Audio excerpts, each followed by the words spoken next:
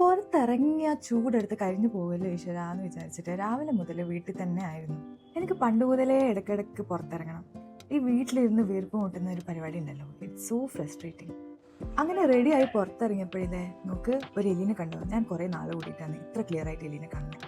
അങ്ങനെ ഞാനും അബിയും കൂടെ ബൈക്ക് റെഡിയാക്കി എവിടെയാണ് പോകണ്ടേന്നൊക്കെ പ്ലാൻ ചെയ്തിട്ട് നേരെ പെട്രോൾ അടിക്കാൻ വിട്ടു. അത്യാവശ്യം നല്ല രീതിയിൽ വിശപ്പുണ്ടായത് കാരണം നമ്മൾ വിചാരിച്ചു എന്തെങ്കിലും കഴിച്ചിട്ട് നമുക്ക് സ്റ്റാർട്ട് ചെയ്യാം. ഇത് നമ്മൾ സ്റ്റേ ചെയ്യുന്ന വീടിൻ്റെ കുറച്ച് അടുത്തായിട്ട് കാണുന്ന ഒരു ബിസ്ക്കറ്റ് ആൻഡ് ചോപ്സ് എന്ന് പറഞ്ഞിട്ടുള്ളൊരു ചെറിയ കടയാണ് കേട്ടോ. ഇവിടെ നല്ല ക്വാളിറ്റി മീറ്റ് നമുക്ക് കിട്ടും.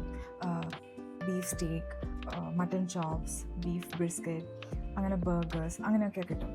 അവിടെ അത്യാവശ്യം നല്ല തിരക്കും ചെറിയ കടയും ആയതുകൊണ്ട് നമ്മൾ ഉദ്ദേശിച്ച സാധനം തീർന്നിട്ടുണ്ടായിരുന്നു.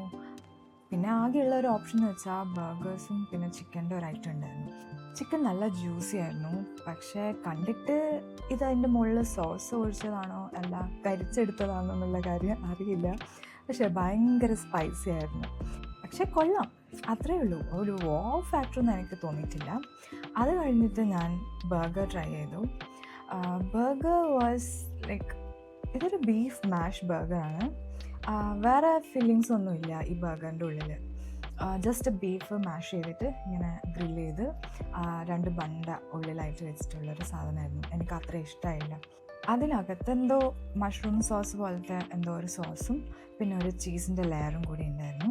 പിന്നെ ഇതിൻ്റെ കൂടെ നമുക്ക് ചിപ്സും പിന്നെ വേറെ എന്തോ ഒരു മയവും കിട്ടും. ആക്ച്വലി ഇവിടുത്തെ ബീഫ് ബിസ്ക്കറ്റ് ആയിരുന്നു കഴിക്കേണ്ടത്. ഇറ്റ്സ് സോ യം ആൻഡ് ജ്യൂസി. ആ ക്വാളിറ്റി ഓഫ് മീറ്റ് നമുക്ക് ശരിക്കും ഫീൽ ചെയ്യും. എനിക്ക് ഇവിടുന്ന് കഴിച്ചിട്ട് എനിക്ക് ഭയങ്കര ഇഷ്ടമായി. അതിനുശേഷം ഞാൻ എവിടെ പോയാലും ഇതുണ്ടോയെന്ന് അന്വേഷിക്കും. തീർന്നു കഴിഞ്ഞാൽ പിന്നെ എന്ത് ചെയ്യാനല്ലേ. ലൈഫ് ചില സമയത്ത് അങ്ങനെയാണ് ഗൈസ്. നമ്മൾ ആഗ്രഹിച്ചത് കിട്ടില്ല, ആഗ്രഹിക്കാത്തത് കിട്ടും. പിന്നെ കിട്ടിയത് വെച്ചിട്ട് നമ്മൾ ഹാപ്പി ആയിട്ട് മുന്നോട്ട് പോകും.